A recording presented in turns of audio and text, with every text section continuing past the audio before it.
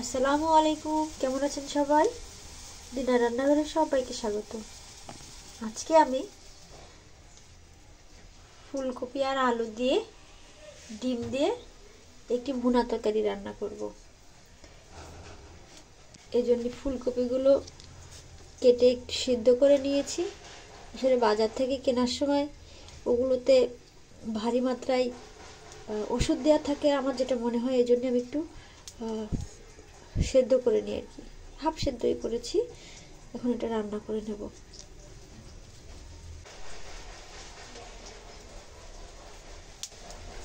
রান্নার জন্য কড়াইতে তেল গরম দিয়ে দিচ্ছি।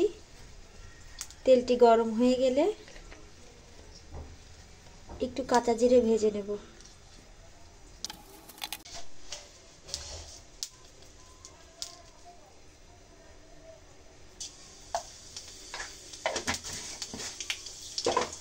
এখন দিয়ে দেব পেঁয়াজ আর কাঁচা ঝাল।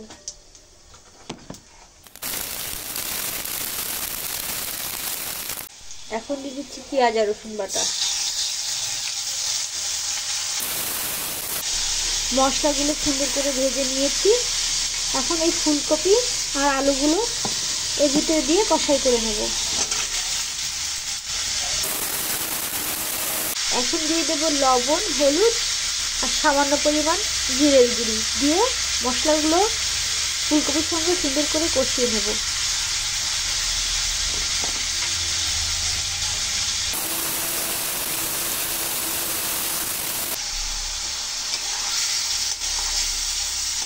তরকারিটা কষাই হয়ে গিয়েছে। এখন ঝোলের পানি দিয়ে ঢেকে দেব।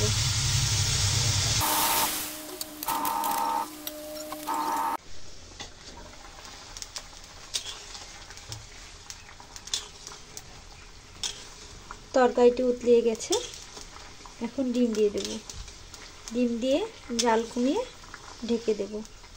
ঝোলটা নিয়ে নামিয়ে নিলে তরকারিটি তৈরি হয়ে যাবে।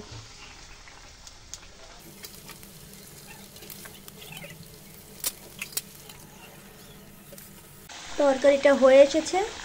এখন কয়েকটা ধনিয়া পাতা দিয়ে দেব। দিয়ে 5 মিনিট ঢেকে রেখে নামিয়ে নেব।